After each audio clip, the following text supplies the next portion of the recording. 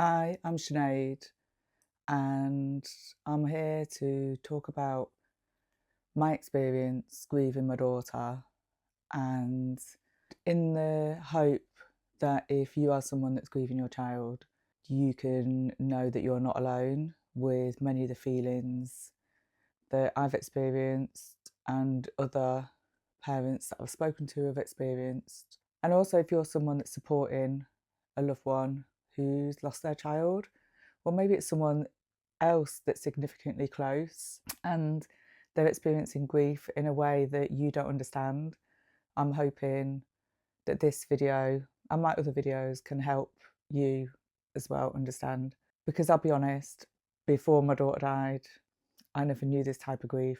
I'd lost loved ones, friends, but nothing prepared me for this level of grief and trauma.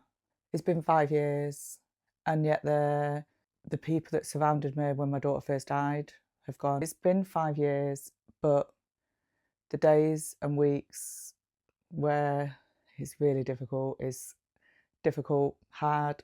I don't know if there's a word that describes it, because, like if you've got a child, you cannot imagine losing your child. You can't imagine it. If you try and imagine it, it's too much. How do you describe the feelings? Before I really start, it's important that we recognise that everyone's experience with grief is different. There are things that may upset other people that didn't bother me. There are things that may upset me which don't bother other people. But it's just good to know and to understand different people's experiences of grief, preferably before you're in it and then struggling, trying to navigate your way through. When I lost my daughter, you'd think that was hard enough, but I lost everything else as well. As a mother, you lose your identity as a mother. How can you call yourself a mother? You've not got a child now. It's really hard, and I find it really hard because as a mother, I'm supposed to protect my daughter, I'm supposed to keep her safe. That is my most important role ever, but I didn't. Like, you feel you failed. And particularly with suicide, to know that your child was so desperately unhappy they chose to end their life, you do anything to take away that pain, to help them find another way through. And that's so hard to live with. And that's not a pain that's going away. It's something that I still come back to regularly. It's always there. When my daughter first died, I know everyone knew how in pain I was, and they knew Sinead's doing this is to try and help keep going. It's people understood that I'm in deep pain. As time's gone on, I've realised that people think I'm strong. People, they just go, oh, gosh, I know Sinead's so strong. I could never have got through that. But then it's the same time, they, as much as they understand I've gone through something and still going through something really traumatic and it's taken a lot of strength, they forget that that strength is still being used every day. I am still having to be strong. It's not that I am strong, it's that I have to be strong. I have to do things to keep myself going. They just see me as being the strong person. When I can't deal with something that someone's bringing me, they forget that I'm dealing with all this stuff. They will take it personal, that I've not helped them or I wasn't there for them. And let's be honest, quite often I'm not there for myself. I'm just going through my day, doing what I need to do, doing what I can for those that I support on a regular, on my day to day. I'll never stop caring for those people, and I just do my best every day. It makes you feel quite alone because you don't want to go to people telling them how you're feeling every day, because they know. Everyone knows. They told me they know. They told me They know how bad it is. They told me they know it's not going to go away. They've told me they can't imagine. They told me they wouldn't survive. Yet they take their support away. And or they expect me to reach out for support. I've just got no energy to reach out for support. If I reach out for support, really, it would be someone's phone me that day and I'll tell them what's happening. I tend not to phone people for support, and because everyone else's life has moved on, they're living their lives, and I don't want to bring my negative shit to them. Don't know. How would you call it? What do you call it? Because it's almost like, obviously, although life's carrying on, there's a part of my life, massive part of my life, which has just been stuck in time. That chapter is over, and I don't want to start a new chapter without my daughter. So how do you navigate that? And obviously I've found different ways to cope, but it's different. It's different, and it's different for everybody. In the early days, I found it really isolating, and I want to say early days, I say the first year or two, but I'd see people and they would pretend not to see me. And I think, I know you saw me. You just can't face speaking to me. Some people now, and I really appreciate it, they will see me now and they still say to me, Sinead, I know what you're going through is really hard, and I acknowledge it. But quite a lot of people don't want to. They don't want to see it. They don't want to imagine that losing their own child this way. And I can't blame them. But at the same time, being on the receiving end of that is really hard. Plus, people expect you to move on, just work through it, do your therapy, and move on. But actually, move on?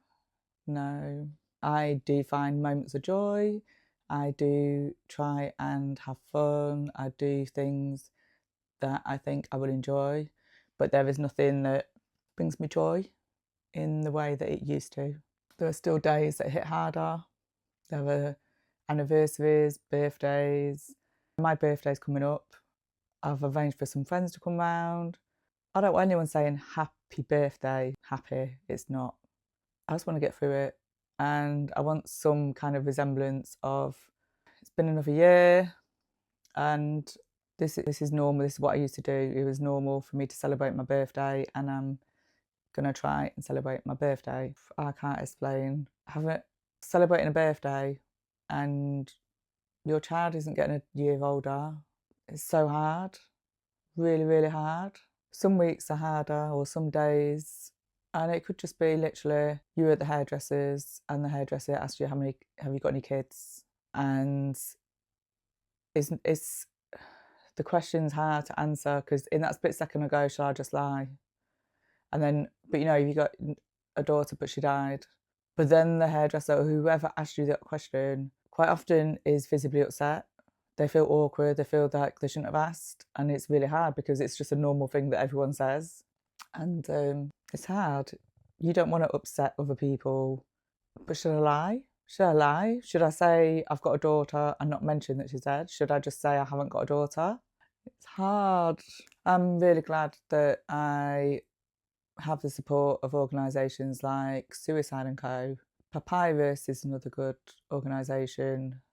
Because sometimes you need to pick up the phone and talk to someone who understands how difficult some of the conversations or experiences that you go through are, because you can tell your friend and they go, oh, you're like, yeah, it's actually really hard. It's not just like a moment in time that was hard.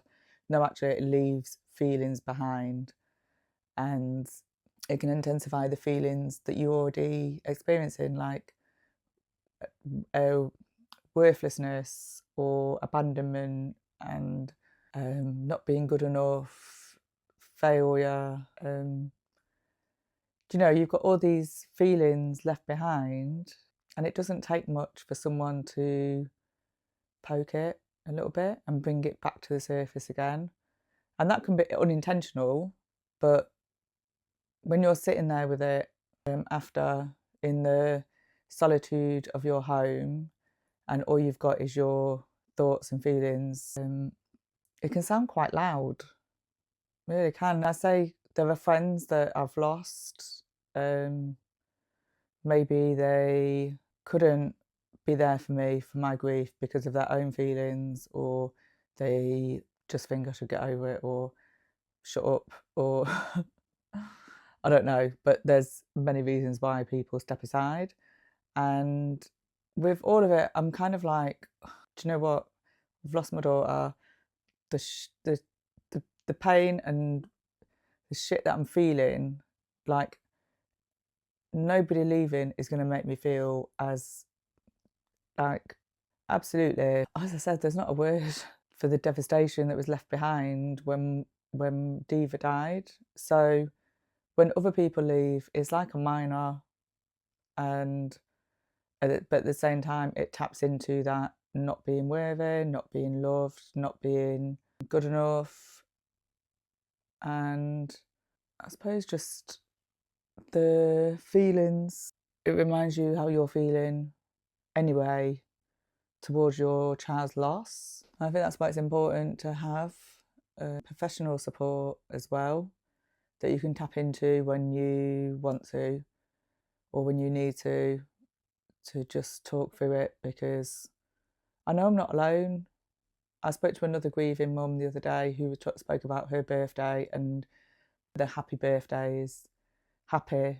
It's a really hard word to read, or to think that you'll ever be happy again.